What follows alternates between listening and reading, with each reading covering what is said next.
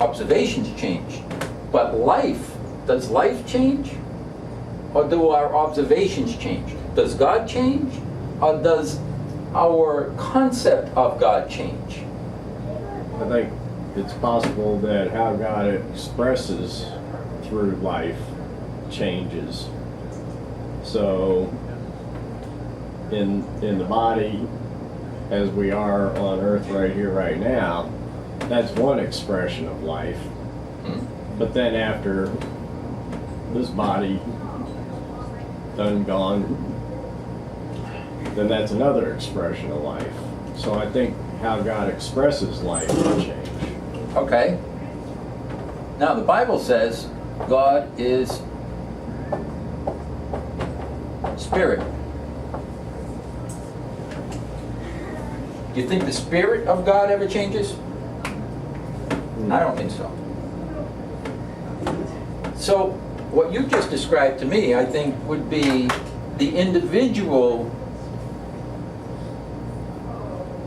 opening up to different levels of awareness of that which never changes. Right? That would be a good way of explaining what we are as spiritual beings. As soul, for example. The soul is on a journey. The journey is exploration. Exploration of discovering that which never changes. Right? And we do that through our own limited views and our perceptions. And our perceptions change constantly. Right? We can always change our minds. We see something, we believe in something, next moment, I don't believe that anymore, I believe this. We used to believe the world was flat, or some did, and then all of a sudden, wait a minute, no, the world is round. We're just talking about this. The church used to say the earth is the center of the universe, and they swore by this. It's the center of the universe. And then all of a sudden, science gets a bigger picture, and now could actually come up with concrete proof it's no longer the center of the universe. Oh, wow. Now we change our beliefs.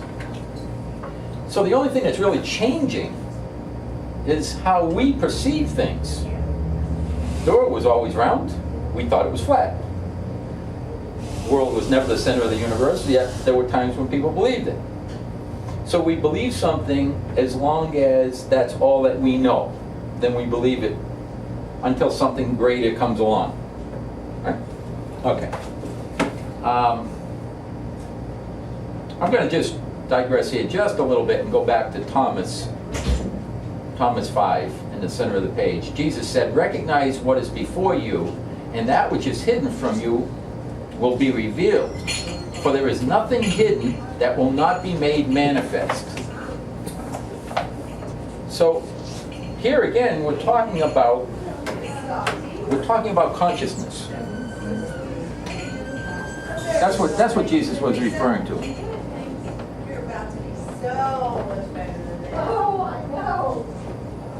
Consciousness or awareness.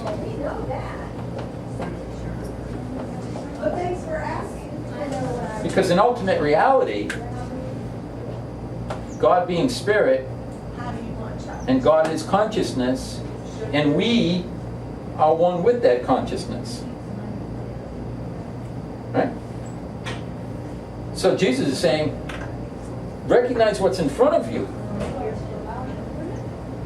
right before you, and that which is hidden from you will be revealed. Okay. Now, we've talked in here many, many, many times about the difference between linear time and the eternal now. Linear time is always in our minds, and it's based upon a perception.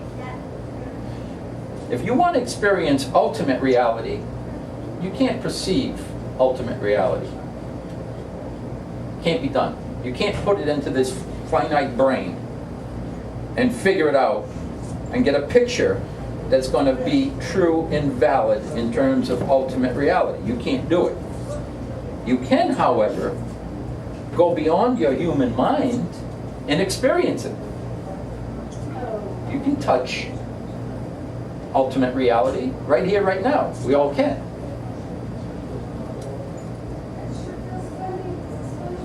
The only thing that keeps us away from that experience is our thoughts and beliefs that we hold within ourselves. Our thoughts and beliefs. And we're influenced by each other. And if you embrace somebody's limited belief as your belief, you then become limited to the same belief. You're locked into that thought system. It has been said that Satan's greatest trick was to convince man that he doesn't exist. Here again, we're faced with a truth that is clouded in misunderstanding. Satan, like ego, is another metaphor for a state of consciousness. In the section on time and energy, we'll look more closely at this, but for now, it is enough to say that Satan is synonymous with the vibration of fear. There are a few sayings in the Bible that aid in understanding. God is love. There is no fear in love, and God is that which never changes. Examined separately, each of these tenets is a powerful assertion. When combined the three, you have a powerful precept, one that is essential for removing the veil of illusion from the eyes of man. On one hand, there is God, which is love, and on the other, there is Satan, which is fear. Right? The Course in Miracles talks about all you have in any given moment is the choice of love or fear. Love or fear. Now, when I say love or fear, I always like to emphasize the fact that the Course talks about love and fear as being two complete thought systems. Two complete thought systems. It's not just, oh, I had a thought of fear and it's isolated in and of itself. It's not. A thought of fear is tied to a complete thought system. And that complete thought system is where all of the dimensions of time and space play out. So when you speak of fear, you're not speaking of that momentary emotion in the face of a perceived threat. You're talking about a whole attitude, a whole thought system, a whole generation of actions derived from Absolutely. fear. And this is where now you turn on the radio, right? You turn on the radio and you listen to a love song. For the most part, I would say almost every love song that you hear on the radio is not coming from love, the thought system of love, but it's coming from the thought system of fear. It's not coming from spiritual oneness. It's coming, for the most part, it's coming from a thought system of man. When you listen to the words, and you'll see, it's about possession. It's about, ownership. It's about, this tight relationship of one-on-one, but it's not inclusive of the unconditional love that is spiritual. It's a human-based. And this is why God is that which never changes. God is love. God's love would never change. And if you truly love, that would never change. But how many times we have relationships and one moment we're in love and the next, I used to love you, I don't love you anymore. Why? Because that person didn't live up to expectations. We have expectations when we meet someone. Oh, if only they could be this, I would love them forever. And they're perfect except for the exceptions, except for this, except for that. All of these things, and that's based on a fear-based thought system. Really, really, truly is. Most people are not into true love when they think in terms of love. It's not that spiritual love. It's more of a possessive. The prophet, the book that Gibran wrote. Gibran said something about love is sufficient unto love. It takes not but from itself. You don't need to take from another in order to feel complete. You can share. We share with one another. It's a sharing experience. When you need that other, that's not love. That's coming from the fear-based. And that's the difference between the human. You're right. It's a whole system. And the world, for the most part, is not living in the awakened, fully loving state. We're living in a fearful-based thought system. So we all have momentary fearful thoughts or momentary or sort of loving thoughts. So I guess we're constantly going from one system to another, or they intertwine, or it's hard to stay in a state of unconditional love without any kind of fear-based thoughts ever approaching in that. I would say that this world, you know, when they talk about Satan, and Satan rules the world. Fear rules this world. It does. That being said, the Bible also says, and this is true also, we live, breathe, and have our being in the body of God. Okay? So, if God is love, we have our being in the body of love. We do.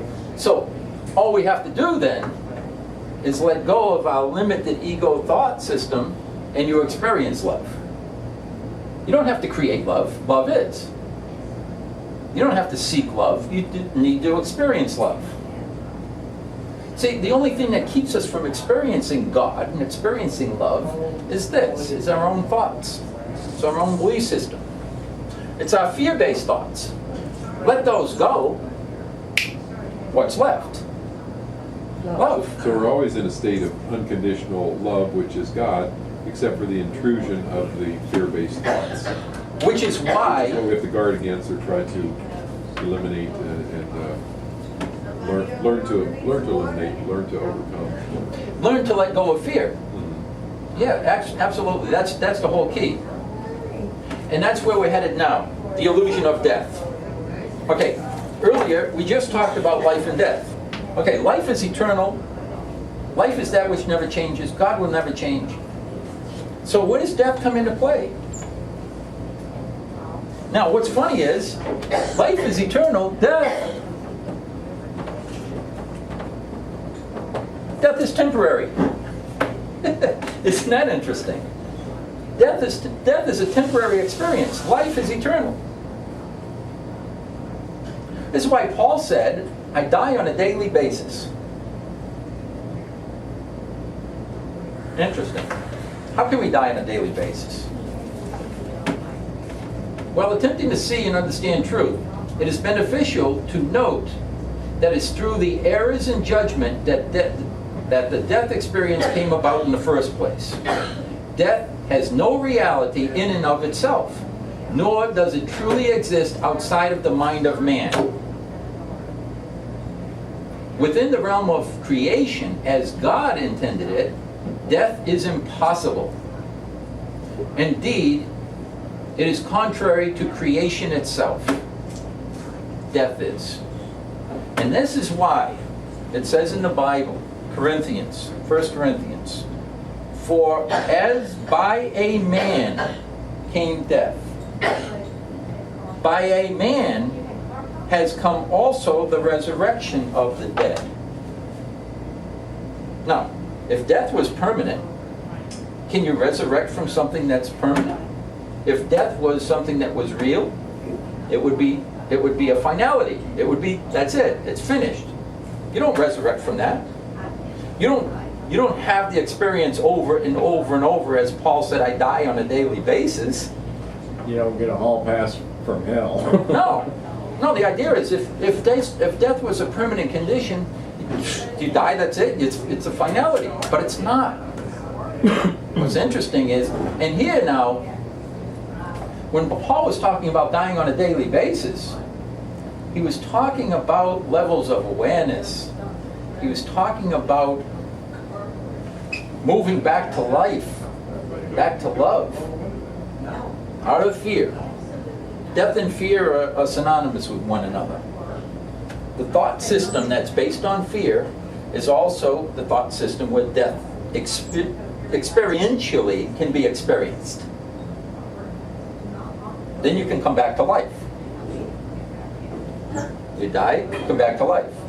And you can do this for all of eternity. We're doing a pretty good job at back and forth in this world. Well, some people stay in the death state for a longer period of time than others, and they're not really representative of too much of the unconditional loving side, but this world is the place for us to evolve and to grow and to wake up, to come back to life. That's what rebirthing really was about. And for the most part, a lot of the teachings have missed the real meaning of what rebirthing is.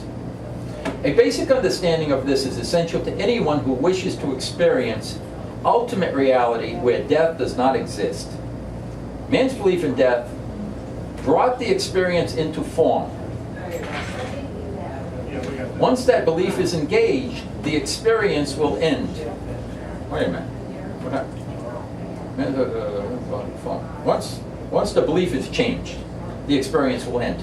The moment we let go of our fear-based thoughts, whatever it is, I'm afraid of the dentist, and I'm going to go to the dentist, and I'm shaking it, and then all of a sudden, I let it go.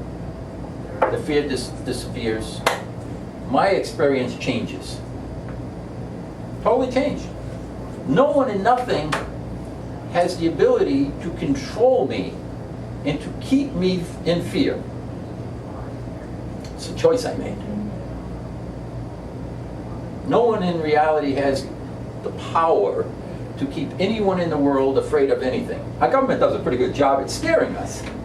Our government, we're at yellow. No, we're going to go to orange. Oh, attack is imminent. Get ready. I remember when I was a kid, growing up, we had drills in school. Get under the desk. The Russian may drop the bomb. So they instill these fears, the fear-based thoughts in us. And if you have an attachment to a physical body and to material form, you've got a lot to be fearful of. Because I guarantee you, all physical manifestation is going to disappear at some point, including your bodies. Everyone's going to have this transformative experience. So the moment you have an attachment to it, you got something to be afraid of. Might not be today, could be. Might not be tomorrow, could be. But at some point, it's going to happen. And in the back of our minds, we have this thought. It's not permanent. It's a very, very temporary, tenuous thing. If I step out in front of traffic, it's pretty much finished with this body. Or at least having a nice, comfortable experience with this body is finished. I might go through a painful experience with the body for a while. But anyway, the illusion of death is that. It's an illusion. And I think that's one of the first thoughts that we should really grab hold of and recognize, that if death is eternal, then life is not real. And if life is real, death cannot exist. You can't have both. Experientially, in an illusionary dream state, we can have any kind of experience. Go to sleep and see what kind of things you can fabricate in your mind. You have all kinds of different things. We can have pleasant dreams, we can have nightmares. And this world does the same thing to us. That's kind of what that video was showing, that our thoughts are creative and manifesting physical manifestation. What a fearful thought that is. That people's minds and people's thoughts can manifest the reality that we experience here. They can. We do. In this dimension. And in other dimensions also.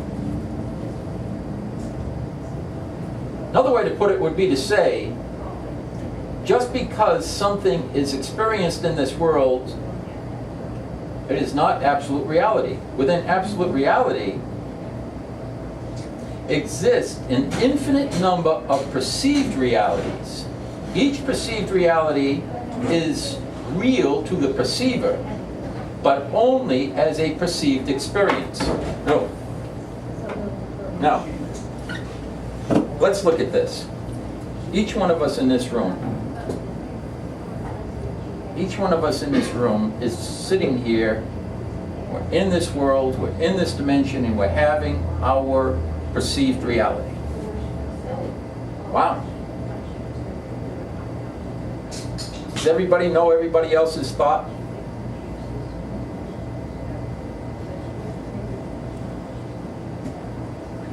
We don't know each other's minds. So they're uniquely ours.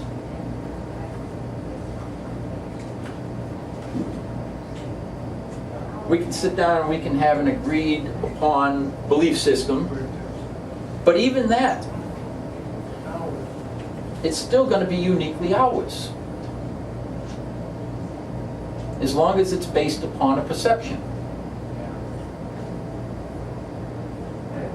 6 billion people, I don't know, is it 6 billion today? 7 billion today in the world? I don't know. Whatever, however a number of billion of people that are in the world today are all sitting here having their own unique perceived reality.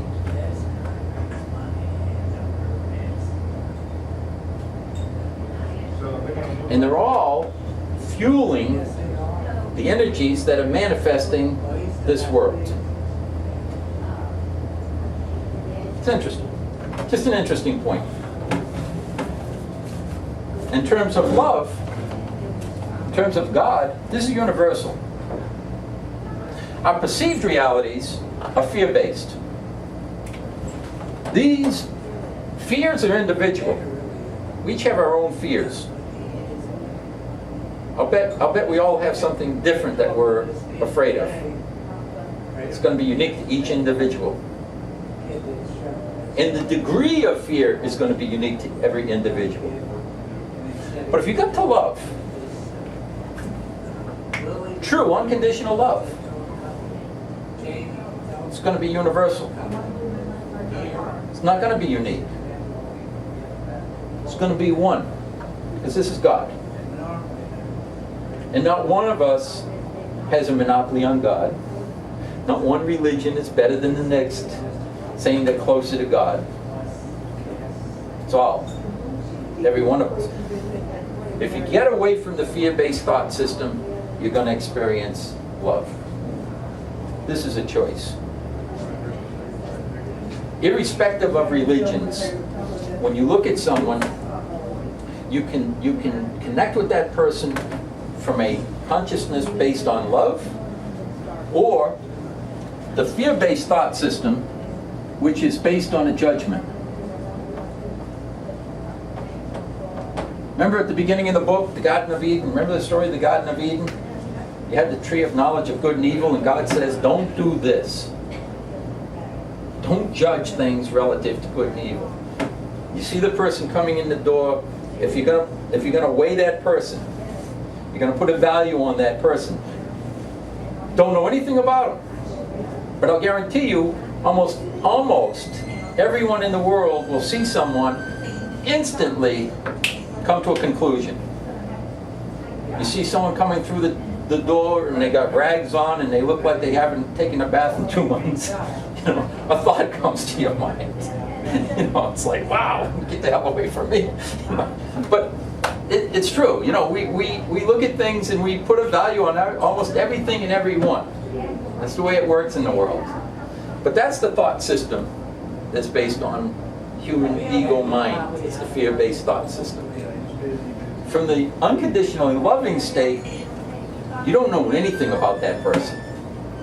You don't know the first thing. And if we could remain centered enough, then the spiritual side would come through every single time. And now you may find that, wow, you connected with that person in a way that you couldn't have connected with if you used your judgmental mind and already had drawn some conclusion before you even had any kind of encounter. Why does it seem that in the dream world then our perception keeps us isolated from each other? It seems almost innate that when a baby is born, it doesn't have any concept of a reality other than what you refer to as the dream world, the fear-based world. And until it's taught that there is something, as you're describing, bigger and beyond this world of life, that's beyond the world of fear and death, then it seems that that child will grow up into an adult who is stuck in the dream world, unless someone like yourself comes out and says, hey, there's more to this. Why are we so Enthralled in the dream? why can't a baby naturally grow up being aware of, well, I guess I should just say, why can't a baby naturally just grow up being aware? Or is it a baby aware and then the awareness is Taken away? Taken away. I would say this. I would say that a baby would be more innocent and not non-judgmental, and as time goes on, they're going to be taught, and we do teach. Now, we teach on a multitude of levels. We teach with our verbiage, and we teach more with our actions than our verbiage. You know, I mean, how many times we tell our children, I don't care. Doesn't matter what I say or what I do, you do what I tell you to do. You know, we tell them what to do, we tell them what to think. And if they don't believe what we tell them, I told you. No, we So do. the persistence of fear, I guess my question more accurately would be, is more a result of what we've learned growing up, not something that we are naturally born unable to see until it's presented to us. Now again, you're getting deep into the mechanics of creation, and that child coming into this world. First of all, you have to look and say, did the child have its origin in this particular incarnation? I would say no. The child didn't have its origin in this incarnation. And this is something else that the Bible talks about when Jesus said, no man goes up to heaven, but he who's come down from heaven. So the child's coming down from heaven. Well, now again, if we're talking about that child's already part of the system of dimensional travel, okay? In my Father's house there are many mansions. These dimensions exist at different frequencies. That child coming into this world is operating at a frequency when it comes in. Okay? And that's the reason why it's in this world rather than this dimension of time and space. And it could be any one of those frequencies. It could be any one of those frequencies, but it's coming in here for a purpose. There is a reason for all of this happening, and the reason is that we have opportunities to share with one another and to awaken to love. I mean, if you want to say, what is this world all about? This world is all about giving us an opportunity to wake up and experience now, not intellectualize God, but experience God on a day-to-day, moment-by-moment basis. Not after you pass from this body, but here and now. And if we're not experiencing God here and now, then we're not awake. Pure and simple. I'm not talking about Christian, Buddhist, Muslim, Hindu, doesn't matter. If you understand God is love, and you understand that God is the summation of the whole, and you honor, namaste, you honor every single person on the face of the planet as an extension of God. Now you're recognizing truth. Now you're experiencing God. We've all come here to do this. Now, can we hang on to it 24/7? Most of us, a lot of work, a lot of unprogramming to do, a lot of deprogramming, I should say. We have been programmed into a fear-based thought system as human beings. And for the most part, our religions and our government are reinforcing this fear-based thought system. And not only that, they're telling you, now here's one of the biggest ones, you're going to be judged and you're going to go to heaven and hell when this is over. You want to talk about a fear-based thought system? Yeah, that's a big one. If you're talking about kids, you know, there's a generation of indigo children, and many stories of people that see spirits, and spiritualist people, you know, that their kids see spirits, like, you know, they grow up that way, and then you're taught not to see that. Yeah. Oh, quit! You're imagining this stuff. You know. Exactly. Well, Einstein said imagination is how do you put it? Imagination is more powerful than intellect. the imagination is the doorway to the bigger picture. Knowledge belongs to the fear-based thought system. Knowledge belongs to this world. Imagination is part of opening the doors. It's releasing the restrictions that we teach our children. Pay attention. Where are you going? Get over here. Get back here. We in school we teach our child's looking out the window and daydreaming and opening up and having a grand experience. Pay attention, Johnny. Get over here. Go sit in the corner. You're not paying attention to me. Right? I mean, we drag them into this world and then grind them in and keep reinforcing that until it becomes their way. And then they grow up. What do they teach? They teach their children the same thing they've been taught. We do this over and over again. Buddha understood this, and that's why Buddha said, listen, don't believe something just because someone told you it was true, or your parents believed it, or their parents before them. That doesn't make it true. Just because the world is in a collective agreement and this would be crazy nonsense to them, that doesn't mean they're right. I mean, look at this world. If they're right, I don't want to be right. I don't want to be with this world. This isn't the way you practice unconditional love. You don't drop bombs on one another. You don't kill one another in the name of God and have a holy war. You can't. That's impossible. You don't honor someone, you bring them back and you wave your flag and you give them a medal because they killed X number of people. I mean, what kind of a system have we created? But anyway, I'm not going to get into judging the system. I'm just going to say that there is another way that you can experience. And it's individual. Each one of us is in charge of us. We're in charge of self. That's it. You're not in charge of anybody else but you. And you can be a way shower by living on a conscious basis. Because in reality, we're teaching our children every single moment. Whether we think our children are paying attention or not, they're listening, they're watching, they're observing.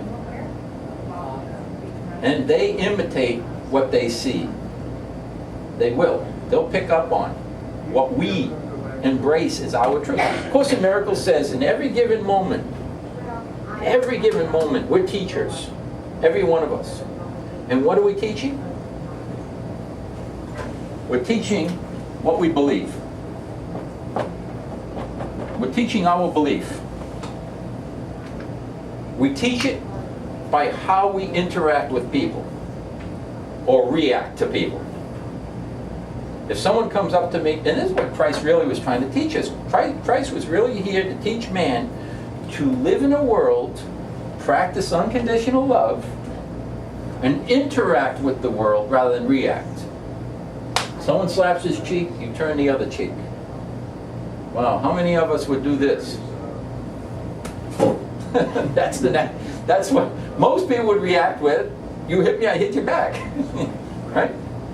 And I'm going to hit you harder so you don't do it next time. But that's the natural human, we call it natural. It's the natural human reaction. It's not the natural spiritual reaction. The spiritual reaction would be what Christ said. Forgive them. They don't know what they're doing. That's the spiritual response would be to recognize that God, love, never changes. If you wish to experience it, experience it. It's a choice. You don't want to experience it? Stay within the thought system of the man, of the human, of the man. This is how way humanity operates. It operates on a mode of good and evil. And many people think I'm going to get better and better and better. And this is one of the things that Christ was emphatic about. And he said this: the righteous will never inherit the kingdom. Why not? The righteous, they're trying to do the right thing every moment. I'm out, I'm doing this, I'm doing this, I'm doing this, I'm trying to be good. But he says they won't inherit the kingdom. Why not? It's fear-based activity. It's fear-based activity. Even the thought of doing good is a fear-based activity. If it's coming from my judgmental mind, it's a fear-based activity. If it's inspired by spirit, well, now I don't see myself as righteous anymore. I just see myself as a servant of God. I'm doing God's will, and God will direct my will. If God's directing my will, there's nothing wrong with that. There's nothing wrong with doing good in the world. It's only when you're doing good because it's coming from your judgmental mind. Now it's no longer pure. See how that works? It's a simple operation here. The system that God created is it's very, very pure.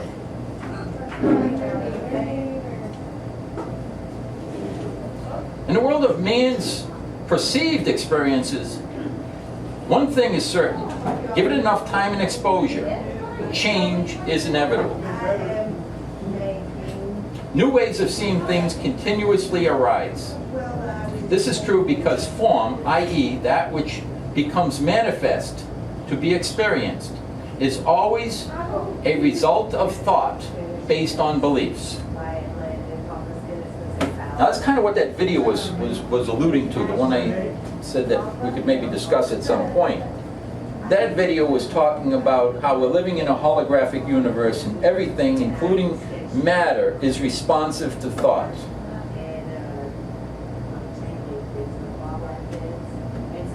I'm in total agreement with that. Matter and energy are interchangeable, and thought is the key. Thought is energy, and that energy is being fueled into the matrix of creation, is going to manifest itself in terms of matter. But that being said, I wouldn't stay too much, get too consumed with that. Just keep in mind that your thoughts are creative. I think that's the key ingredient here. Your thoughts are creative, and that's why the Bible says, "As you believe, so shall it be." As you believe, so shall it be. You cannot get past your beliefs. No one can get past their beliefs. Everyone can change their beliefs.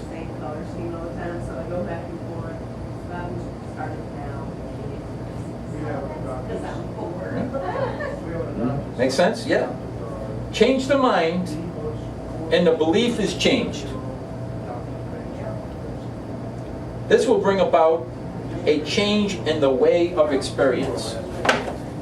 Now, that's essential to not only this. Let's say I talk in here many times of just waking up and letting go of all the attachment to the journey and moving and getting better and better. Right? Many times I talk about that. Let's say we go the other path, because that's door number one. But let's say everyone else wants to go on this path and choose door number 2, and they want to get better. They want to get better before they can get better, before they can get perfect, before they can have this door. Let's say they choose the long way home. Change your thought, you change your belief. As you change that, you actually could go from one dimension to another dimension. See, because what happens is, these are based on frequencies. So let's say I want to become a better person. Better person means I'm raising my vibration. Not completely, but I'm going to raise it a little. Incrementally, I'm going to move from here to here. What's that going to do? It's going to change my experience. And your thoughts will change, and your experience will change along with it continually. For how long? This system goes infinitely. This is where I keep going back to over and over also, is the fact that we have eternity to play in linear time. Wow. Never ending. Life is eternal. how much of it we experience, how much of God we experience is in our hands. God doesn't pick anyone and say, okay, you, I'm ready for you now. No, I didn't mean you, I meant that one. Come over. No one is picked and said, God doesn't pick out and say, you're ready. No, you know. Yeah. No. God says this. Come on, everybody. Everybody now. We say, I'm busy. I got other things to do. I got an agenda over here. I got an unfinished project I'm working on. I'm not ready for you yet. Right? I mean, who thinks that God is picking and choosing and making anyone special? Think God's got favorites? So if we're not awakened, why? You need a cup of water. Satan keeping us from it? Devil made me do it? Well, that whole fear thing, I'd have to say, yeah. The devil? Or the thought system? The thought system, Yeah. you want to equate that to Satan or the devil. Yeah. The thought system, the ego-based thought system. In other words, it's a choice we made. I say this. Most people are spiritually blinded out of choice. Wow. Most people would disagree with that. What are you talking about? I didn't know. I didn't know this. I didn't know that. Oh yeah? I Okay. missed that class in high school. Yeah, I missed that one. Yeah. No. And it's easier to live in fear. You don't have Yeah. to work hard trying to stay in that awakened You made your state. job. If you wish to experience that transitional state, you've got a big job ahead of you. For one thing, you've got a whole world, just about, that's in collective agreement that believes in a fear-based thought system.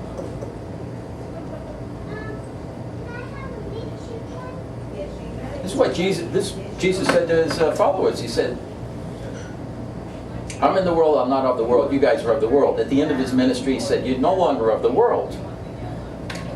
And he said, I've given you understanding, now the world hates you.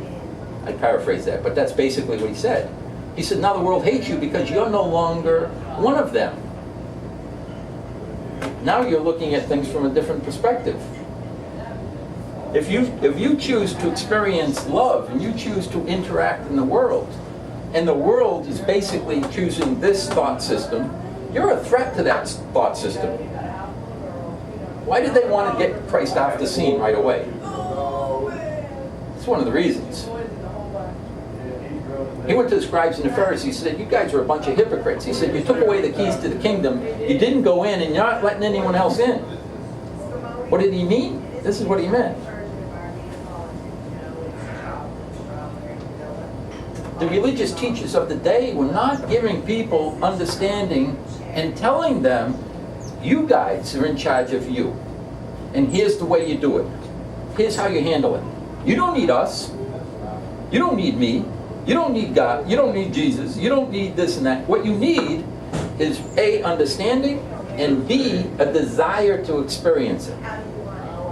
If you have that within you, and the willingness to do the job, because you've got a tough job. You've got a tough job of reprogramming your mind to interact with love rather than react from a human perspective. It's the toughest job anyone's going to face. That's why Christ said, if you walk down this path, you're going to have much tribulation. But he also said, you're going to have much tribulation, but fear not, because I came into the world and conquered it. He didn't say, I came into the world and now your job is a piece of cake. Now you don't have to worry. What he said, I came into the world to show you it can be done. I showed you how to interact from love rather than react from fear. That's the core teachings of what Christ was here to teach. Buddha, on the other hand, Buddha was saying, look, withdraw your attachment to all the things of the world, detach yourself from everything and everyone, and that's the way. It would accomplish the same goal. You withdraw your attachment to all the form, what's going to be left? Love.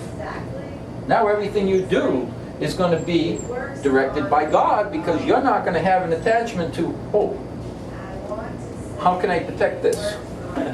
I don't have to protect this anymore. You no longer have any fear of loss of anything because you have no attachments to it. You wouldn't have any pain of losing things because you're not attached to them anyway. Exactly. You see how all of our possessions basically own us? We don't own anything, it owns us. The more things you have an attachment to, the more consumed you are on a day-to-day basis. And you're busy. Oh, I got this deadline, I got that, I got this, all these things, you know, and the mind is consumed. And then you get yourself a beautiful car. Brand new car, brand new Lamborghini, just got it off the showroom. Now I'm going to go to the market. And I look around, and there's only one parking space open, and two beat up cars are sitting there, and you can see the moment I pull my car in there, and someone's going to come out with their door and ding my door. So now I got to park way half a mile away and then walk to the store, because I'm afraid my car's going to get dinged. You see, these things own us. Everything that we have. It's true. It's not just a car. It's, you know, any little thing. Anyway, where were we here? In the world of man's perceived experiences, one thing is certain: given enough time and exposure, change is inevitable. Meaning that linear time is a reality of experience within this dimension. Linear time. And one thing, the only thing you can count on in this world is change. Change is coming in terms of linear. It has to. It's always changing. Changes sometimes this way, sometimes that. It's going to change. New ways of seeing things continuously arise. This true form, blah, blah, blah, blah, blah. So, anyway, yeah, I already read all that, didn't I? Okay. The illusion of ego's perceptual world. That's what we're going to pick up next week. The illusion of ego's perceptual world. And this is what I was talking about just a little bit ago when I said each one of us, every one of us, has our own take on what is real in terms of a fear-based thought system, in terms of intellectualizing things. We all can intellectualize something. We all have our ability to look at life and analyze, well, I'd say a perceived life, and analyze it relative to all of the data that we have. And that's why it's going to be unique to everyone. And not only that, as a spiritual being, you have numerous lives or incarnations that come forward with you, and we carry this with us. You know, carry it with us. It's like all the stuff in my pockets, I got it with me. Everything in my pocket is going to be different than everything in Gary's pockets. This is mine, that's his. And everything that we carry with us is ours. Until I empty. When I empty, it's going to be the same. Love would not be different. Unconditional, agape love would not be different for me than for Larry. It would be exactly the same. A perceived love based on a fear-based thought system, that's going to be personal. That's going to be unique. You see the difference of these two states? Huge difference. I think one of the most important things, and I know I've said this a few times, but one of the most important things to recognize is there is nothing within creation that was created by God that can control another. Do you believe that?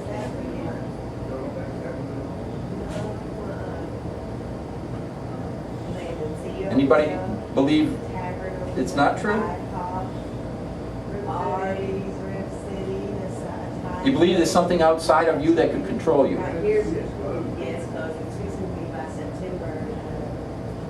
Yeah, that's a tough one because, you know, at least in this form, what I consider me includes this form. And this form is subject to all the laws of science in this manifestation. Even though I think what you're getting at is in the spiritual realm that nothing can control the spirit part of it. Is the body eternal?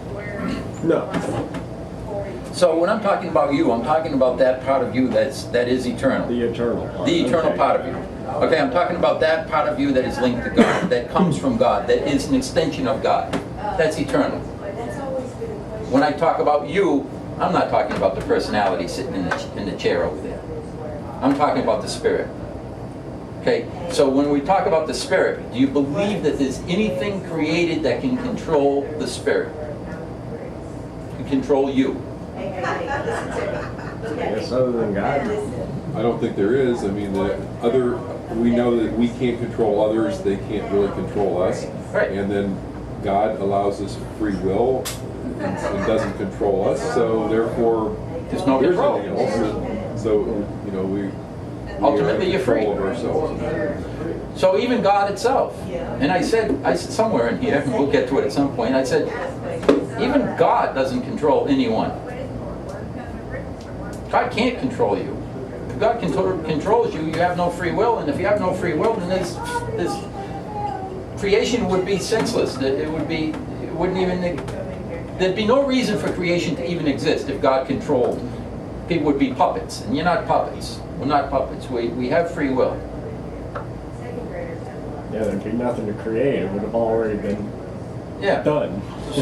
So the point being, within all of creation, there is no force that can control you as a spiritual being except for you.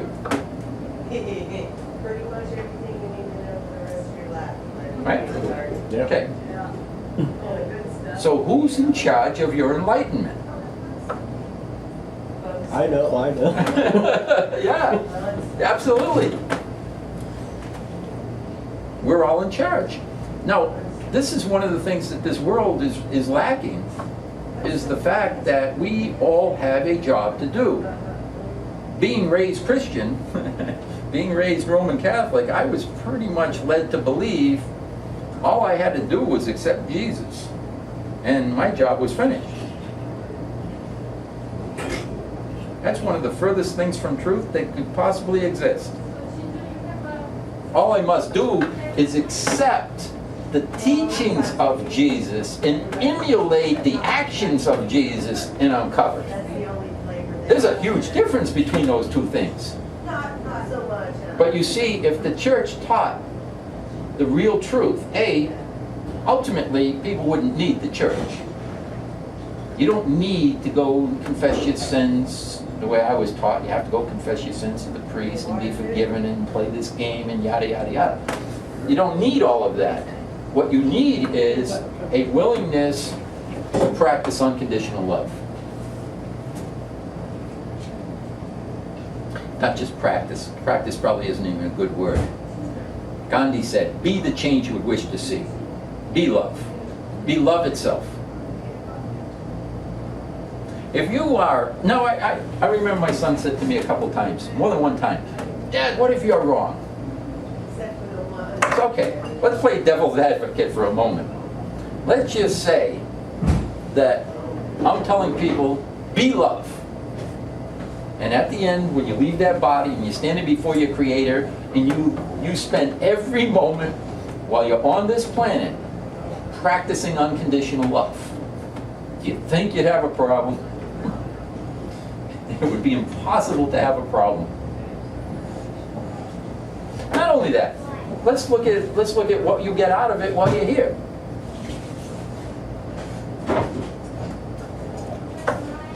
There was something, a Zen teaching, and it was entitled, "The Giver is the Receiver." Because inevitably, you are linked to every thought you have. You cannot escape it. And if you're practicing unconditional love, you see someone and you just, in that moment, you just share with that individual, whatever it is. Random acts of kindness, you're just sharing. In that moment, how do you feel? Right? You feel good, you feel great. The giver is the receiver. But you get pissed off at somebody and you're arguing with that person, how do you feel? Pissed off. Terrible. You feel terrible, right? You feel terrible and you carry it with you, and then maybe the next time you see that person, it's still with you, and you still got it, and and so the giver is the receiver. See, that you can't get away from your own thoughts. You can't get away from what you're holding on to, and you can't get away from what you're sharing.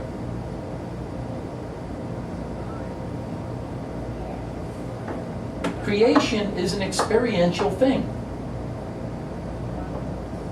We are all children of God experiencing. What we experience in the degree is up to us. Because Jesus said this, and Christians missed it a little bit. Jesus said, the Father, the totality of the whole, he said, the Father will never judge you. I didn't come here to judge you, but to save you. He said, all judgment is of the Son. Who's the Son?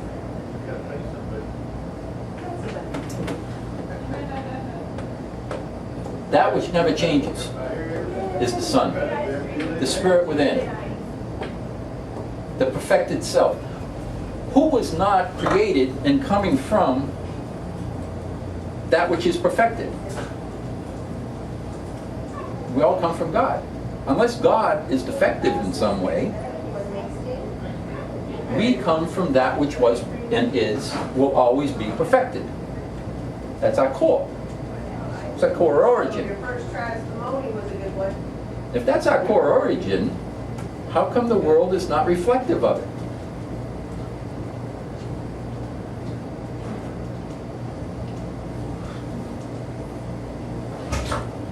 We don't believe it. We don't believe it of them, and we don't believe it of ourselves. Persistence of belief. Persistence of belief. See, as Catholic, I was told this. In unison, usually, at the end of the service, Catholics will stand up. Lord, I am not worthy, but only say the word and I am healed. You're going to start putting these thoughts in your mind? I'm not worthy? You know, the moment I put these thoughts in my mind, do you know what I'm doing to myself? Do you know what my belief is what's going to happen to my belief?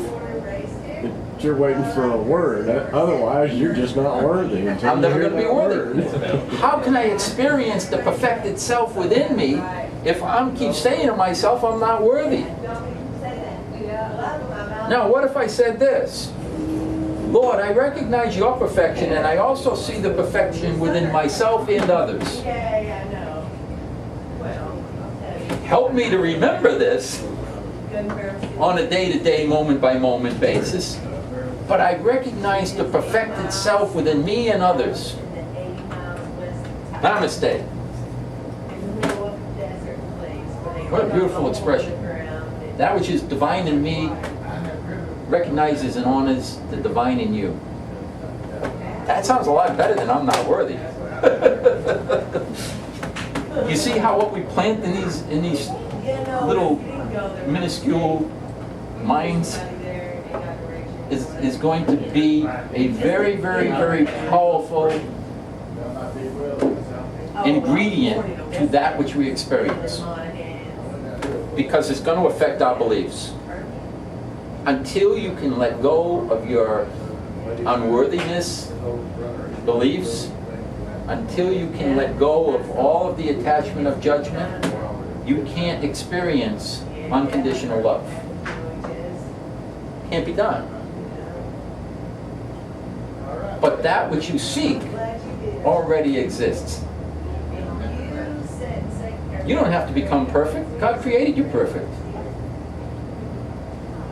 Just gotta see it within yourself. See it within yourself. And in order to see it within yourself, you have to see it within the whole. You have to see every single person on the face of the planet as also perfect. Perfect expressions of God. That's how everyone is.